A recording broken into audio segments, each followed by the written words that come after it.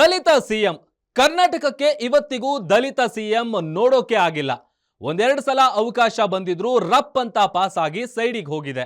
ಆದ್ರೆ ಈ ಬಾರಿ ಅದಕ್ಕೆ ಪವರ್ ಕೊಟ್ಟಿರೋದು ಸ್ವತಃ ಸಿಎಂ ಸಿದ್ದರಾಮಯ್ಯ ಅವರಾದ್ರಿಂದ ವೇಟೇಜ್ ಸ್ವಲ್ಪ ಜಾಸ್ತಿನೇ ಇದೆ. ಇದೇ ಈ ಹೊತ್ತಿನ ಗ್ಯಾರಂಟಿ ಸ್ಪೆಷಲ್ ಸಿದ್ದು ಹುಕುಂ ದಲಿತ ಸಿಎಂ. ನಾನು ಪ್ರಭುದೇವ್. ಹುಕುಂ ಟೈಗರ್ ಕಾ ಹುಕುಂ.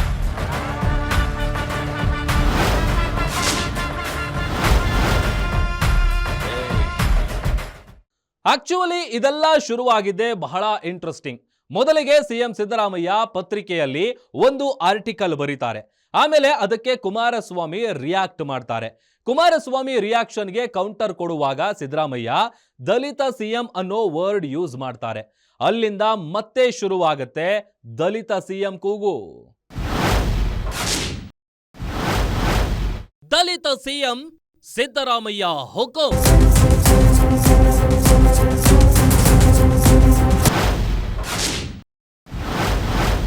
ಮಹದೇವಪ್ಪ ಜೈಕಾರ, ಡಿಕೆ ಒಂದೇ ಮಾತು, ನಮಸ್ಕಾರ ನಮಸ್ಕಾರ. ದಲಿತರು ಒಂದ್ಸಾರಿ ಮುಖ್ಯಮಂತ್ರಿ ಆಗಬೇಕು. ಅವರು ನಮ್ಮ ನ್ಯಾಷನಲ್ ಲೀಡ್ರು, ಅವರು ನಮ್ಮ ನ್ಯಾಷನಲ್ ಲೀಡ್ರು. ಇಲ್ಲಿಂದನೇ ಅವ್ರಿಗೆ ನಮಸ್ಕಾರ. ದಲಿತ ಸಿಎಂ ಕೂಗು ಹುಟ್ಟಿದ್ದು ಎಲ್ಲಿಂದ, ಯಾರು ಮಾಡ್ತಾರೆ? ಇದೆಲ್ಲ ವಿರೋಧ ಪಕ್ಷದವ್ರು ಮಾಡ್ತಾ ಇರೋ ಕೆಲಸ. ಸಿದ್ದರಾಮಯ್ಯನವರಿಗೆ ಬಿಜೆಪಿ ಮೇಲೆ ಸಿಟ್ಟು ಕಡಿಮೆ ಆಗಿದೆ. ಪಾಪ ನೀವು ಅದನ್ನ ಬಿಜೆಪಿ ಮೇಲೆ ಹೇಳಿದರೆ ನೀವು ಭಾವಿಸುವಂತ ಅವಶ್ಯಕತೆ ಇಲ್ಲ. ಹೌದಲ್ಲ, ಕಾಂಗ್ರೆಸ್ ಪಕ್ಷನೇ ಮಾಡಬೇಕು, ಇನ್ಯಾರು ಮಾಡ್ತಾರೆ? ದಲಿತರೊಬ್ಬರು ಕರ್ನಾಟಕದ ಸಿಎಂ ಆಗಬೇಕು, ಇಂಥದ್ದೊಂದು ಕೂಗು ಕೇಳ್ತಿರೋದು ಇವತ್ತಿನದ್ದಲ್ಲ, ಕೊನೆಯದ್ದೂ ಆಗುವುದಿಲ್ಲ. ಆದ್ರೆ ಈ ಬಾರಿ ದಲಿತರೊಬ್ಬರು ಸಿಎಂ ಆಗುವ ಅವಕಾಶ ಇದೆಯಾ?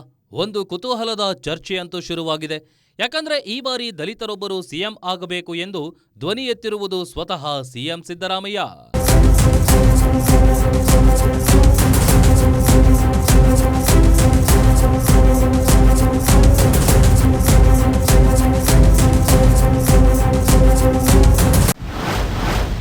ದಲಿತ ಸಿಎಂ ಕೂಗು ಶುರುವಾಗಿದ್ದಕ್ಕೆ ಕಾರಣ ಸಿಎಂ ಸಿದ್ದರಾಮಯ್ಯ. ಸಾಮಾಜಿಕ ನ್ಯಾಯ ಸಮಾನತೆಯ ವಿಷಯವನ್ನ ಪದೇ ಪದೇ ಮಾತನಾಡುವ ಸಿಎಂ ಸಿದ್ದರಾಮಯ್ಯ ಇತ್ತೀಚೆಗೆ ಒಂದು ಸುದೀರ್ಘ ಲೇಖನ ಬರೆದಿದ್ರು. ಆ ಬರಹದಲ್ಲಿನ ಮುಖ್ಯಾಂಶಗಳನ್ನ ಹುಡುಕಿ ತೆಗೆದಾಗ ಅಲ್ಲಿದ್ದದ್ದು ದಲಿತ ಸಿಎಂ ಮಾತು.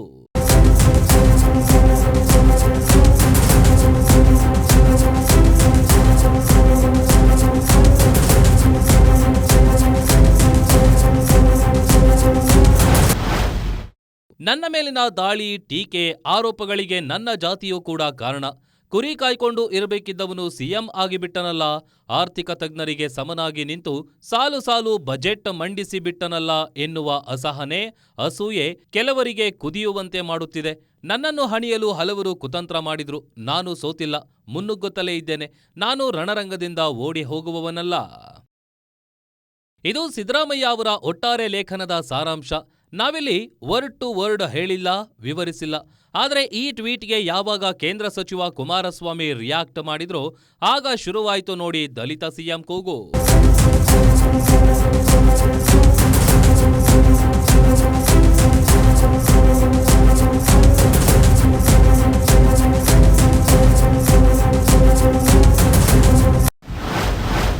ಕುರುಬ ಜಾತಿ ಅಸ್ತ್ರ ಹಿಡಿದಿದ್ದೇಕೆ ಎಂದು ಪ್ರಶ್ನೆ ಮಾಡಿದ್ರು ಎಚ್ಡಿಕೆ.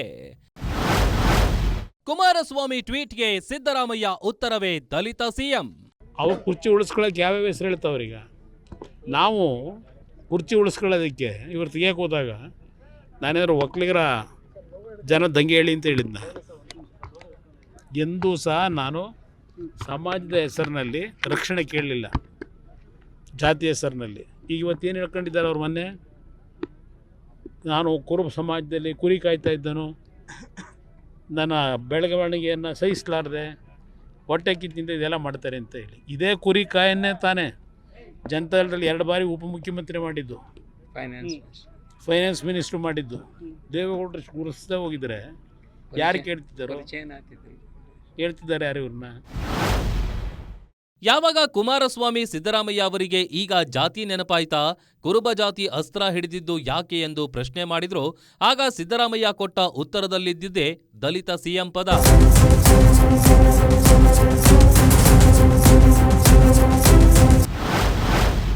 ಜಾತಿಯಿಂದ ಮಾತ್ರವಲ್ಲ, ಅರ್ಹತೆಯ ಬಲದಿಂದಲೇ ಮುಖ್ಯಮಂತ್ರಿ ಆಗುವಂತಹ ದಲಿತ ಸಮುದಾಯದ ನಾಯಕರು ಕೂಡ ಕಾಂಗ್ರೆಸ್ ಪಕ್ಷದಲ್ಲಿಯೇ ಇರುವುದು.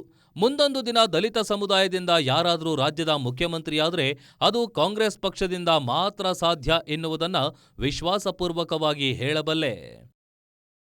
ಯಾವಾಗ ಸ್ವತಃ ಸಿದ್ದರಾಮಯ್ಯನವರೇ ಇಂಥದ್ದೊಂದು ಟ್ವೀಟ್ ಮಾಡಿದ್ರೋ ಸಹಜವಾಗಿಯೇ ದಲಿತ ಸಿಎಂ ಕೂಗಿಗೆ ಧ್ವನಿ ಬಂತು. ಆಗ ಬಾಯಿ ತೆರೆದವರು ಸಿದ್ದರಾಮಯ್ಯ, ಕ್ಯಾಬಿನೆಟ್ನ ಪ್ರಭಾವಿ ದಲಿತ ಸಮುದಾಯದ ಸಚಿವ ಎಚ್.ಸಿ. ಮಹದೇವಪ್ಪ. ಸಿದ್ದರಾಮಯ್ಯ ಈ ಟ್ವೀಟ್ ಮಾಡಿದ್ದು ಫೆಬ್ರವರಿ 22ನೇ ತಾರೀಕು ಮಧ್ಯಾಹ್ನ 12:52. ಅದಾದ ಕೆಲವೇ ಗಂಟೆಗಳಲ್ಲಿ ನಾವು ರೆಡಿ ಎಂಬರ್ಥದ ಮಾತುಗಳನ್ನಾಡಿದ್ದು ಮಹದೇವಪ್ಪ. ಮಡಿಕೇರಿಯಲ್ಲಿ ದಲಿತ ಸಂಘಟನೆಗಳ ಸಭೆಯಲ್ಲೇ ಇದ್ದ ಮಹದೇವಪ್ಪ ನಾವ್ಯಾಕೆ ಆಗಬಾರದು ಎಂದು ಪ್ರಶ್ನೆ ಎತ್ತಿದ್ರು.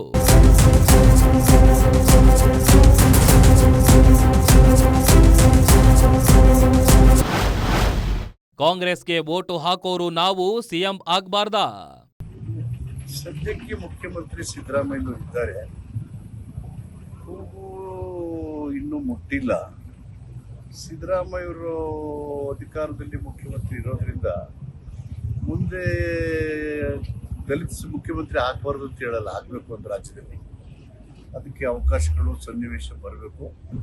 ಕಾಂಗ್ರೆಸ್ ಹೈಕಮಾಂಡ್ನಿಂದ ಹಿಡಿದು ಸಿದ್ದರಾಮಯ್ಯರಿಂದ ಹಿಡಿದು ಎಲ್ಲರೂ ಸೇರಿ ಸೂಕ್ತವಾದಂಥ ದಲಿತ ನಾಯಕರನ್ನು ಒಂದು ದಿನ ರಾಜ್ಯದ ಮುಖ್ಯಮಂತ್ರಿಯಾಗಿ ಕೂರಿಸಬೇಕು. ಅದು ಎಲ್ಲರ ಆಸೆ. ಮತ್ತು ದಲಿತರು ಗಣನೀಯ ಪ್ರಮಾಣದಲ್ಲಿ ಕರ್ನಾಟಕದಲ್ಲಿ ಸದಾ ಅವರು ಕಾಂಗ್ರೆಸ್ಸಿಗೆ ಬೆನ್ನೆಲುಬಾಗಿ ನಿಂತಿದ್ದಾರೆ. ದಲಿತರು ವೋಟ್ ಕೊಟ್ಟು ಅವ್ರ ನಾಯಕರು ಸುಮ್ಮನೆ ಇದ್ದು ಬೇರೆಯವರು ಮುಖ್ಯಮಂತ್ರಿ ಆಗಬೇಕು ಅನ್ನೋದು ಚರ್ಚೆಗಳು ನಡೆಯುವಾಗ ದಲಿತರು ಒಂದ್ಸಾರಿ ಮುಖ್ಯಮಂತ್ರಿ ಆಗಬೇಕು. ಅದು ಹೈಕಮಾಂಡ್ನ ಒಂದು ಗಮನದಲ್ಲಿ ಇಟ್ಕೊಂಡಿದೆ. ಮುಖ್ಯಮಂತ್ರಿಗಳು ಅವರು ಇದ್ದಾರೆ, ಸಿದ್ದರಾಮಯ್ಯ ಇನ್ನೂ ತನಕ ಅವರೇ ಮುಖ್ಯಮಂತ್ರಿ. ದಲಿತರೇ ಕಾಂಗ್ರೆಸ್ ಬೆನ್ನೆಲುಬು. ದಲಿತರು ಕಾಂಗ್ರೆಸ್ಸಿಗೆ ವೋಟ್ ಹಾಕ್ತಾ ಇರುವಾಗ ದಲಿತ ನಾಯಕರು ಯಾಕೆ ಸಿಎಂ ಆಗಬಾರದು ಎಂದು ಪ್ರಶ್ನೆ ಎತ್ತಿದ ಮಹದೇವಪ್ಪನವರೇ ಒಂದು ಕ್ಷಣವನ್ನು ಮಿಸ್ ಮಾಡದೆ ಅದು ಹೈಕಮಾಂಡ್ಗೆ ಬಿಟ್ಟ ನಿರ್ಧಾರ ಎಂದು ಬಿಡ್ತಾರೆ. ಹೌದಾ ಸಾರ್, ಏನ್ ಹೇಳ್ತೀರಾ ಅಂದ್ರೆ ಡಿಕೆ ಶಿವಕುಮಾರ್ ಎಂದಿನಂತೆ ಡಿಕೆ ಗಿರಿ ತೋರಿಸ್ತಾರೆ.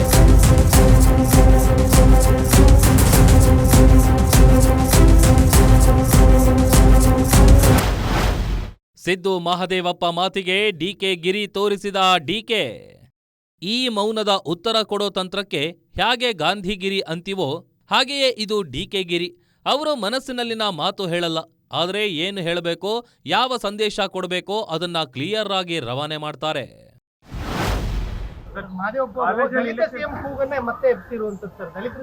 ಅವರು ನಮ್ಮ ನ್ಯಾಷನಲ್ ಲೀಡ್ರು, ಅವರು ನಮ್ಮ ಲಾಸ್ಟ್ ಲೀಡ್ರು. ಇಲ್ಲಿಂದನೇ ಅವ್ರಿಗೆ ನಮಸ್ಕಾರ. ಅವರು ನಮ್ಮ ನ್ಯಾಷನಲ್ ಲೀಡ್ರು, ಅವರು ನಮ್ಮ ಲಾಸ್ಟ್ ಲೀಡ್ರು. ಇಲ್ಲಿಂದನೇ ಅವ್ರಿಗೆ ನಮಸ್ಕಾರ. ಸಿದ್ದರಾಮಯ್ಯನವರು ಕಾಂಗ್ರೆಸ್ ಇಂದ ಒಕ್ಕಲಿಗರಿಗೆ ಮಾತ್ರ ಸಿಎಂ ಆಗ್ಲಿಕ್ಕೆ ಸಾಧ್ಯ ಅನ್ನೋ ಒಂದು ಮಾತು ಹೇಳಿರುವಂತದ್ದು. Thank you sir. ನಮಸ್ಕಾರ ನಮಸ್ಕಾರ ನಮಸ್ಕಾರ ಅಂತ ಹೇಳಿ ಮುಂದಿನ ಪ್ರಶ್ನೆಗೆ ಉತ್ತರ ಕೊಡದೆ ಸೈಡಿಗೆ ಹೋಗಿದ್ದಾರೆ ಡಿಕೆ ಶಿವಕುಮಾರ್. ಆದ್ರೆ ದಲಿತ ಸಿಎಂ ಕೂಗು ಅಷ್ಟಕ್ಕೆ ನಿಲ್ಲೋದಿಲ್ವಲ್ಲ. ದಲಿತ ಸಿಎಂ ಕೂಗು ಉದ್ಭವವಾಗೋಕೆ ಈ ಬಾರಿಯ ಮೂಲ ಕಾರಣವಾದ ಕುಮಾರಸ್ವಾಮಿ ಹೇಳೋದೇನ್ ಗೊತ್ತಾ? ದಲಿತರು ಸಿಎಂ ಆಗೋದನ್ನ ತಪ್ಪಿಸಿದ್ದೇ ಸಿದ್ದರಾಮಯ್ಯ ಎಂದ ಕುಮಾರಸ್ವಾಮಿ. ದಲಿತರ ಆಗ್ತಕ್ಕಂಥದ್ದನ್ನು ತಪ್ಪಿಸಿರದೆ ಇವರು. ಮಲ್ಲಿಕಾರ್ಜುನ್ ಖರ್ಗೆ ಯಾವತ್ತೂ ಆಗಬೇಕಾಗಿತ್ತು, ಪರಮೇಶ್ವರಿ ಯಾವತ್ತೂ ಆಗಬೇಕಾಗಿತ್ತು. ಅವ್ರನ್ನ ಅಲ್ಲಿಂದ ಖಾಲಿ ಮಾಡಿಸಿ ಒಳಗಡೆ ಉದ್ದೊಳಗೆ ಹೋಗಿ ಸೇರ್ಕೊಂಡಿರೋದು ಇವರು. ಮಾಡೋದಾಗಿದ್ರೆ ಯಾವತ್ತಾಗೋದು. ಈಗೆಲ್ಲ ಆಯ್ತದ ಪಾಪ ಖರ್ಗೆ ಅವ್ರಿಗೆ ಆಗಕ್ಕಾಯ್ತದ? ಆಗ ಅಂತ ಕಳಿಸಿ ಡೆಲ್ಲಿ ಕಳಿಸ್ಬಿಟ್ರು. ಈಗ ದಲಿತರನ್ನ ಮಾಡ್ತಾರೆ. ಯಾಕೆ ಇಷ್ಟು ವರ್ಷ ಮಾಡಲಿಲ್ಲ? 75 ವರ್ಷದಲ್ಲಿ ಯಾಕೆ ಆಗಲಿಲ್ಲ? 75 ವರ್ಷ ಆಯ್ತಲ್ಲ, ಯಾಕೆ ಮಾಡಲಿಲ್ಲ? ಇನ್ನು ಕಾಂಗ್ರೆಸ್ಸಲ್ಲಿ ಇಲ್ಲಿ ಕರ್ನಾಟಕದಲ್ಲಿ ಮಾಡೋಕ್ಕೆ ಅವಕಾಶಗಳಿರಲಿಲ್ವ? ಕುಮಾರಸ್ವಾಮಿ ಹೇಳ್ತಿರೋದು ಹಿಸ್ಟರಿ. ಕಾಂಗ್ರೆಸ್ ಪಕ್ಷ ಮತ್ತು ಕರ್ನಾಟಕದ ರಾಜಕೀಯ ಇತಿಹಾಸದಲ್ಲಿ ದಲಿತರು ಸಿಎಂ ಆಗೋಕೆ ಕೆಲವು ಬಾರಿ ಅವಕಾಶಗಳು ಬಂದಿವೆ, ಆಗಿಲ್ಲ. ದಲಿತರಿಗೆ ಸಿಎಂ ಆಗುವ ಅವಕಾಶ 2 ಬಾರಿ ತಪ್ಪಿತ್ತ. 2013ರಲ್ಲಿ ಕಾಂಗ್ರೆಸ್ಗೆ ಸ್ಪಷ್ಟ ಬಹುಮತ ಸಿಕ್ಕಿತ್ತು. ಆಗ ಕೇಂದ್ರದಲ್ಲಿ ಸಚಿವರಾಗಿದ್ದವರು ಮಲ್ಲಿಕಾರ್ಜುನ್ ಖರ್ಗೆ, ಕೆಪಿಸಿಸಿ ಅಧ್ಯಕ್ಷರಾಗಿದ್ದವರು ಈಗ ಹೋಮ್ ಮಿನಿಸ್ಟರ್ ಆಗಿರುವ ಪರಮೇಶ್ವರ್. ಆದರೆ ಅಂತಿಮವಾಗಿ ಆಯ್ಕೆಯಾದವರು ಸಿದ್ದರಾಮಯ್ಯ.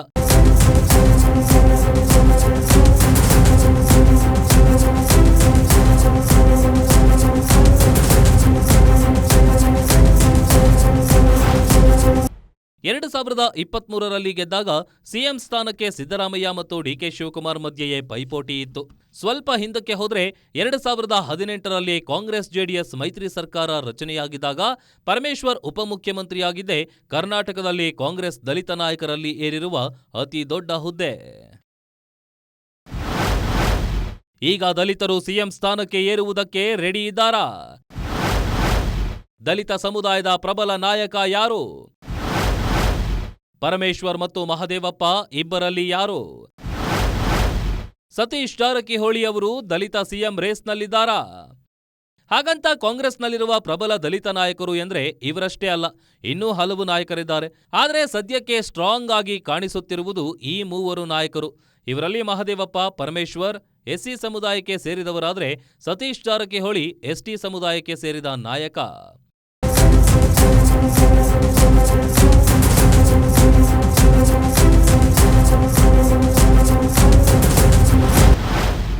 ಎಲ್ಲವೂ ವಿರೋಧ ಪಕ್ಷಗಳ ಸೃಷ್ಟಿಯೆಂದ ಪರಮೇಶ್ವರ್. ನೋಡಿ, ಇದೆಲ್ಲ ವಿರೋಧ ಪಕ್ಷದವ್ರು ಮಾಡ್ತಾ ಇರೋ ಕೆಲಸ. ಇದು ವಿರೋಧ ಪಕ್ಷದವರಿಗೆ ಅವರ ಇದನ್ನ ಮುಚ್ಚಿಟ್ಕೊಳ್ಳೋದಕ್ಕೆ ಸುಮ್ಮನೆ ಈ ಚೀಫ್ ಮಿನಿಸ್ಟರ್ ಕೂಗು. ನಮ್ಮಲ್ಲಿ ಆಡಳಿತ ನಡೀತಾ ಇಲ್ವಾ? ಮುಖ್ಯಮಂತ್ರಿಗಳ ಆಡಳಿತ ಮಾಡ್ತಾ ಇಲ್ವಾ? ಪರಮೇಶ್ವರ್ ಸಾಹೇಬ್ರು ರೇಸ್ನಲ್ಲಿದ್ದಾರೆ. ಆದರೆ ಅವರು ಹೈಕಮಾಂಡ್ ಪಾರ್ಟಿ ಅಲ್ಲದೆ ಕೆಪಿಸಿಸಿ ಅಧ್ಯಕ್ಷರಾಗಿದ್ದವರು. ಬೇರೆ ಲೀಡರ್ಸ್ ರೀತಿ ಮಾತನಾಡೋಕೆ ಆಗಲ್ಲ. ಇದು ವಿರೋಧ ಪಕ್ಷಗಳ ಷಡ್ಯಂತ್ರ ಅನ್ನೋದನ್ನ ಒಪ್ಪೋಕೆ ಸಾಧ್ಯ ಇಲ್ಲ ಬಿಡಿ. ಆದರೆ ವಿರೋಧ ಪಕ್ಷಗಳನ್ನ ಕೇಳಿದ್ರೆ ಅವರು ಹೇಳೋದೇ ಬೇರೆ. ಈಗ ಅವ್ರು ಯಾಕೆ ಹೇಳ್ತಾ ಇದ್ದಾರೆ, ನಾನು ರಣ ಅಲ್ಲ, ನಾನು ಎಲ್ಲದಕ್ಕೂ ಸಿದ್ಧವಾಗಿದ್ದೇನೆ, ಹೋರಾಟ ಮಾಡ್ತೀನಿ, ಸಾಯೋವರೆಗೂ ಇರ್ತೀನಿ ಅಂತ ಈಗ ಹೇಳೋರಲ್ಲ. ಅವ್ರು ಹೇಳಿರೋದು ಯಾತಕ್ಕೆ? ಯಾರೋ ಪಾಪ ಓಡಾಡ್ತಾರಲ್ಲ, ಮುಖ್ಯಮಂತ್ರಿ ಆಗಬೇಕು ಅಂತೇಳಿ ಸ್ವಲ್ಪ ಕೂತ್ಕೊಂಡು ಮನೆ ಒಳಗೆ ಅಂತ ತಾನೇ ಹೇಳ್ತಾ ಇರೋದು ಅವರು. ಅದರ ಅರ್ಥ ಕೊಡೋದಾಗಿದ್ದರೆ ಯಾವತ್ತೂ ಕೊಡಬೇಕಾಗಿತ್ತಲ್ವ. ಅವ್ರು ನೋಡಿದ್ರೆ ಕೊಟ್ಟ ಮಾತನ್ನ ನಡ್ಕೊಳ್ಳಿಲ್ಲ ಅಂತಾರೆ. ಇಲ್ಲಿ ಅವರವರೆಲ್ಲ ನಡೀತಾ ಇದೆಯಲ್ಲ. ಇವ್ರು ಯಾರು ವಕೀಲರನ್ನು ಮಾಡಿದರು? ಮುಖ್ಯಮಂತ್ರಿ ಇವ್ರು ಯಾರನ್ನು ಮಾಡಿದರು? ಇದನ್ನೆಲ್ಲ ಖಾಲಿ ಮಾಡಿಸಿದ್ರು. ಅದೇನೋ ಅವರ ಕಾಂಗ್ರೆಸ್ಸಿಗೆ ಕರ್ಕೊಂಡೋದ್ರಲ್ಲ, ಅವ್ರನ್ನ ಕರ್ಕೊಂಡೋದ್ರೆಲ್ಲ ಏನಾಗವ್ರೀಗ? ಏನು ಮಾಡೋರು ಇವರು? ಕುಮಾರಸ್ವಾಮಿ ಮತ್ತು ಸಿದ್ದರಾಮಯ್ಯ ಅವರ ನಡುವಿನ ಜುಗಲ್ಬಂದಿ ಮುಗಿಯೋದಿಲ್ಲ. ಅವರು ಒಂದು ಇತಿಹಾಸ ಹೇಳಿದ್ರೆ ಇವರು ಇನ್ನೊಂದು ಇತಿಹಾಸ ಹೇಳ್ತಾರೆ. ಕುಮಾರಸ್ವಾಮಿ ಪ್ರಕಾರ ಪರಮೇಶ್ವರ್, ಡಿಕೆ ಶಿವಕುಮಾರ್ ಅವರಿಬ್ಬರಿಗೂ ಇದು ಸಿದ್ದರಾಮಯ್ಯ ಕೊಡ್ತಿರೋ ವೇಟಿಂಗ್ ಸಿಗ್ನಲ್ ಅಂತೆ. ಆದರೆ ಬಿಜೆಪಿ ರಾಜ್ಯಾಧ್ಯಕ್ಷ ವಿಜಯೇಂದ್ರ ಅವರ ವಾದ ಇನ್ನೂ ಇಂಟ್ರೆಸ್ಟಿಂಗ್.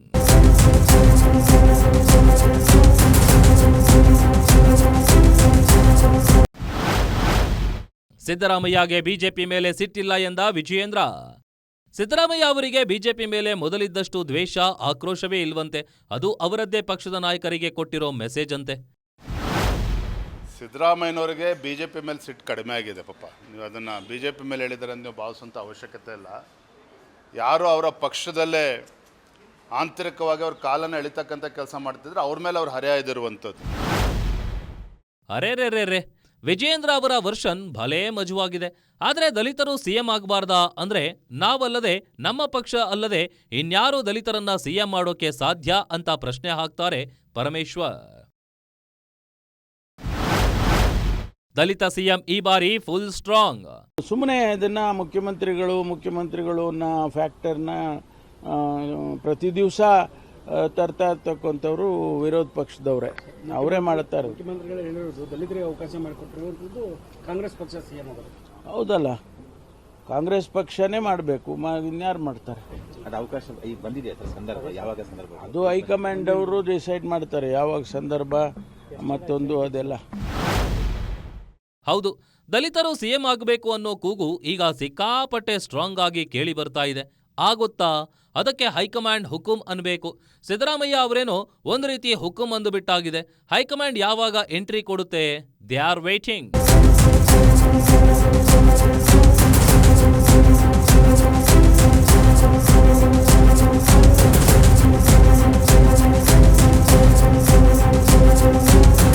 ಹೈಕಮಾಂಡ್ಗೆ ಟೈಮ್ ಬಂದಿಲ್ಲ. ಯಾವಾಗ ಟೈಮ್ ಬರುತ್ತೆ ಅದು ಕೆಲವರಿಗೆ ಗೊತ್ತು. ದಲಿತ ಸಿಎಂ ಕೂಗಿಗೆ ನಮಸ್ಕಾರ ಹೇಳಿ ಹೋದ ಡಿಕೆ ಸಾಹೇಬ್ರು ತಮ್ಮ ಬಣದ ಶಾಸಕರಿಗೆ ಗಪ್ಚುಪ್ ಆಗಿರಿ ಅಂದಿದ್ದಾರೆ. ಗಪ್ಚುಪ್ ಅಂದ್ರೆ ಡೀಸೆಂಟ್. ಡಿಕೆ ಅವರು ಅವರ ಭಾಷೆಯಲ್ಲೇ ಬಾಯಿ ಮುಚ್ಕೊಂಡಿದ್ರೆ ಒಳ್ಳೇದು, ಆಗ ನನಗೆ ಒಳ್ಳೇದಾಗತ್ತೆ ಅಂದಿದ್ದಾರೆ. ಡಿಕೆ ಟೀಮ್ನ ಶಾಸಕರೆಲ್ಲ ಸದ್ಯಕ್ಕೆ ಗಪ್ಚುಪ್.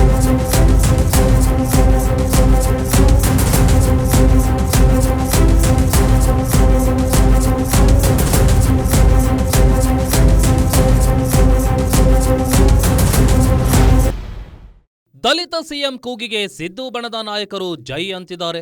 ಹೈಕಮಾಂಡ್ ಬಣದಲ್ಲಿರೋರು ಫೈನಲ್ ಮಾಡೋದು ಹೈಕಮಾಂಡ್ ಅಂತಿದ್ದಾರೆ. ಈ ನಡುವೆ ಡಿಕೆ ಶಿವಕುಮಾರ್ ಸಿಎಂ ಆಗಬೇಕು ಎಂಬ ಕೂಗು ಕೇಳಿ ಬಂದಿದ್ದು ಡಿಕೆ ಬಣದ ಶಾಸಕರಲ್ಲಿ.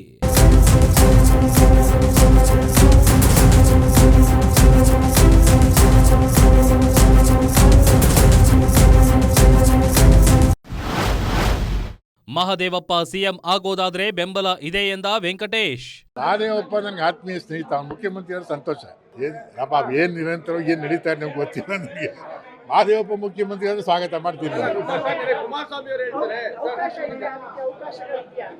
ಕುರ್ಚಿನೇ ಖಾಲಿ ಇಲ್ವಲ್ರಿ, ಯಾರಿಗೆ ಅವಕಾಶ ಇದ್ದದ್ರಿ? ಅಲ್ಲಪ್ಪ, ಕುರ್ಚಿ ಖಾಲಿ ಆದ್ಮೇಲೆ ದಲಿತರು, ಲಿಂಗಾಯತರು, ಒಕ್ಕಲಿಗರು, ಕುರುಬರು ಯಾರು ಕುರ್ಚಿ ಖಾಲಿ ಆದ್ಮೇಲೆ ನೋಡ್ಬೋದು. ಕುರ್ಚಿನೇ ಖಾಲಿ ಇಲ್ವಲ್ಲಪ್ಪ. ಕುರ್ಚಿ ಖಾಲಿ ಇಲ್ಲ, ಹೀಗಾಗಿ ದಲಿತ ಸಿಎಂ ಅಷ್ಟೇ ಅಲ್ಲ, ಒಕ್ಕಲಿಗ, ಲಿಂಗಾಯತ, ಕುರುಬ ಯಾರೇ ಆಗ್ತಾರೆ ಅಂದ್ರೂ ಪ್ರಶ್ನೆನೇ ಬರಲ್ಲ. ಹೈಕಮಾಂಡ್ ಓಕೆ ಅಂದು ಮಹದೇವಪ್ಪ ಸಿಎಂ ಆಗೋದಾದ್ರೆ ನಂಗೆ ನೋ ಪ್ರಾಬ್ಲಮ್ ಅಂತಾರೆ ಶಾಸಕ ವೆಂಕಟೇಶ್. ಆದ್ರೆ ಸತೀಶ್ ಜಾರಕಿಹೊಳಿ ಹೇಳೋದೇ ಬೇರೆ.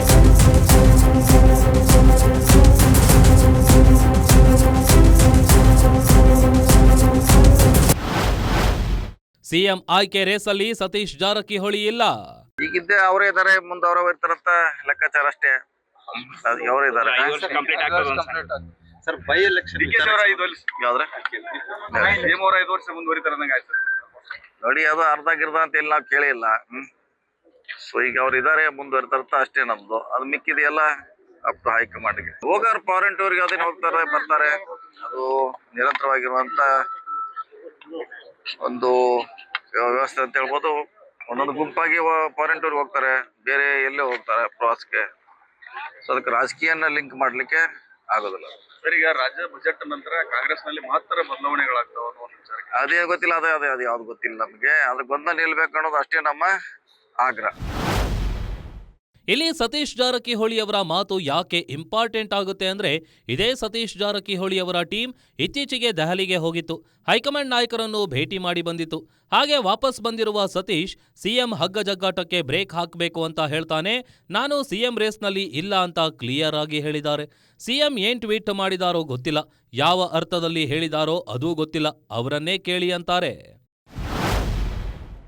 ಕೇಳಿ ನಮಗೂ ಸಾಕಾಗೋಗ್ಬಿಡೋದೆ. ಈಗ ಅದು ಹೈಕಮಾಂಡ್ ತೀರ್ಮಾನ ಮಾಡಬೇಕು. ನಾವು ಒಂದು ಮನವಿ ಮಾಡ್ತೀವಿ, ಅವರು ಪಕ್ಷಕ್ಕೋಸ್ಕರ ತ್ಯಾಗ ಮಾಡಿದ್ದಾರೆ, ಪಕ್ಷಕ್ಕೋಸ್ಕರ ಜೈಲಿಗೆ ಹೋಗಿದ್ದಾರೆ.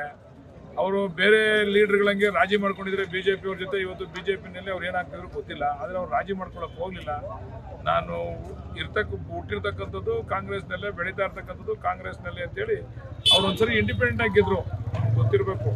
94ರಲ್ಲಿ ಇಂಡಿಪೆಂಡೆಂಟ್ ಆಗಿದ್ರು. ಇಂಡಿಪೆಂಡೆಂಟ್ ಆಗಿದ್ದಾಗ ಜನತಾದಳ ಸರ್ಕಾರ ಬಂತು. ಅವತ್ತು ಶಿವರಾಮೇಗೌಡರು ಯಾರು ಇಂಡಿಪೆಂಡೆಂಟ್ ಆಗಿ ಗೆದ್ದಿದ್ರು, ಅವರೆಲ್ಲ ಹೋಗಿ ದಳ ಸೇರ್ಕೊಂಡ್ರು. ಆದರೆ ಇವರು ಯಾವುದೇ ಕಾರಣಕ್ಕೂ ಅವತ್ತು ಜನತಾದಳ ಸೇರಲಿಲ್ಲ. ನಾನು ಹುಟ್ಟು ಕಾಂಗ್ರೆಸ್ಸಿಗ, ನಾನು ಕಾಂಗ್ರೆಸ್ನಲ್ಲೇ ಇರ್ತೀನಿ ಅಂತಕ್ಕಂಥದ್ದನ್ನು ಮಾಡಿ, ಮತ್ತು ಹಲವಾರು ಸಂದರ್ಭದಲ್ಲಿ ಅವರು ಈ ಗುಜರಾತ್ ರಾಜ್ಯಸಭಾ ಚುನಾವಣೆಯಲ್ಲಿ ಇನ್ವಾಲ್ವ್ ಆದರು ಅಂತ ಅವ್ರನ್ನ ಜೈಲಿಗೂ ಕೂಡ ಕಳಿಸ್ತಕ್ಕಂಥ ಕೆಲಸ ಆಯಿತು. ಇಷ್ಟೆಲ್ಲ ಆದರೂ ಅವ್ರು ಯಾವುದಕ್ಕೂ ಜಗದೆ ಕಾಂಗ್ರೆಸ್ನಲ್ಲಿ ಅವರೇ. ಅದಕ್ಕೆ ನಾವು ಹೈಕಮಾಂಡ್ನ ಮನವಿ ಮಾಡ್ತೀವಿ, ನಮ್ಮ ನಾಯಕರಿಗೂ ಒಂದ್ಸರಿ ಅವಕಾಶ ಮಾಡಿಕೊಡಿ ಅಂತೀವಿ. ಯಾಕೆ ನಮಗೆ ಸ್ವಾರ್ಥ ಏನಂದರೆ, ನಮ್ಮ ನಾಯಕರಾದರೆ ಈ ಜಿಲ್ಲೆ ಇನ್ನೂ ಸಾಕಷ್ಟು ಕೆಲಸಗಳು ಆಗ್ತವೆ. ನಮ್ಮ ಸ್ವಾರ್ಥ. ಬಾಲಕೃಷ್ಣ ಮಾತಿನ ಒಳಮರ್ಮ ಏನು?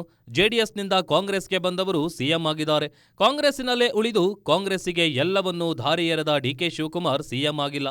ಅವರು ಬೇಗ ಆಗಲಿ ಅಂತಾನಾ? ಅದನ್ನ ಹೇಳೋಕ್ ಹೋದ್ರೆ ಬಾಲಕೃಷ್ಣ ಇದಮಿಥಂ ಅನ್ನೋ ಅರ್ಥದಲ್ಲಿ ಉತ್ತರಾನೇ ಕೊಡಲ್ಲ. ಡಿಕೆ ಬಣದ ಶಾಸಕರಿಗೆ ಡಿಕೆ ಖಡಕ್ ವಾರ್ನಿಂಗ್. ಅವರೆಲ್ಲ ಗಪ್ಚುಪ್ ಆಗಿದ್ರೆ ಡಿಕೆಗೆ ಒಳ್ಳೆಯದಾಗತ್ತೆ. ಇಕ್ಬಾಲ್ ಹುಸೇನ್ ಬಾಯಿ ಮುಚ್ಕೊಂಡು ಇರಬೇಕು. ರವಿ ಗಣಿಗ, ಶಿವಗಂಗಾ ಬಸವರಾಜ್ ಕೂಡ ಬಾಯಿ ಮುಚ್ಕೊಂಡಿರಬೇಕು. ಅವರೆಲ್ಲ ಬಾಯಿ ಮುಚ್ಕೊಂಡಿದ್ರೆ ನಂಗೆ ಒಳ್ಳೇದಾಗುತ್ತೆ ಅಂತಿದ್ದಾರೆ ಡಿಕೆ. ಇಕ್ಬಾಲ್ ಹುಸೇನು ಬಾಯಿ ಮುಚ್ಕೊಂಡಿರ್ಬೇಕು, ರವಿಗಿನ್ನು ಬಾಯಿ ಮುಚ್ಕೊಂಡಿರ್ಬೇಕು, ಶಿವಗಂಗನು ಬಾಯಿ ಮುಚ್ಕೊಂಡಿರ್ಬೇಕು. ಎಲ್ಲರೂ ಬಾಯಿ ಮುಚ್ಕೊಂಡಿದ್ರೆ ನನಗೆ ಒಳ್ಳೇದಾಗ್ತದೆ. ಹೀಗೆ ಹೇಳ್ತಾ ಇರೋ ಡಿಕೆ ಶಿವಕುಮಾರ್ ತಮ್ಮದೇ ಪಕ್ಷದ ಸೋಷಿಯಲ್ ಮೀಡಿಯಾ ಅಕೌಂಟ್ನಲ್ಲಿ 3 ವಿಡಿಯೋ ಹಾಕಿದ್ದಾರೆ. 5 ಬೆರಳು ಸೇರಿ ಈ ಕೈ ಮುಷ್ಟಿ ಆಯ್ತು, 5 ಗ್ಯಾರಂಟಿ ಸೇರಿ ಈ ಕೈ ಗಟ್ಟಿ ಆಯ್ತು, ಈ ಕೈ ಗಟ್ಟಿಯಾಗಿ ಕರ್ನಾಟಕ ರಾಜ್ಯ ಸಮೃದ್ಧಿ ಆಯ್ತು.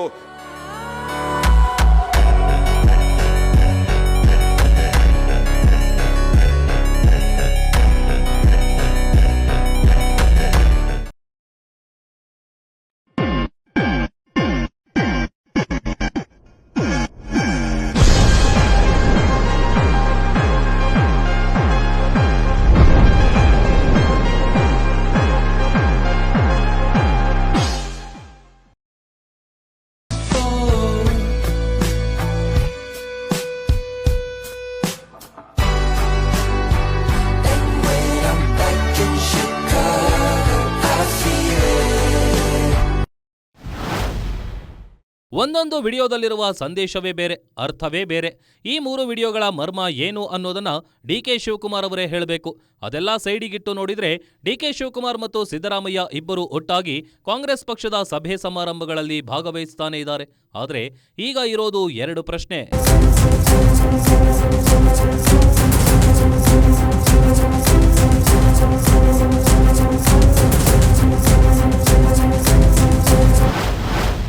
ದಲಿತ ಸಿಎಂ ಕೂಗಿಗೆ ಬಲ ಬಂತ? ಅವರೆಲ್ಲ ಬಾಯಿ ಮುಚ್ಕೊಂಡಿದ್ರೆ ಡಿಕೆಗೆ ಒಳ್ಳೆಯದಾಗತ್ತಾ? ಉತ್ತರವನ್ನ ಸ್ವತಃ ಡಿಕೆ ಶಿವಕುಮಾರ್ ಮತ್ತು ಸಿದ್ದರಾಮಯ್ಯ ಅವರೇ ಹೇಳಬೇಕಿದೆ.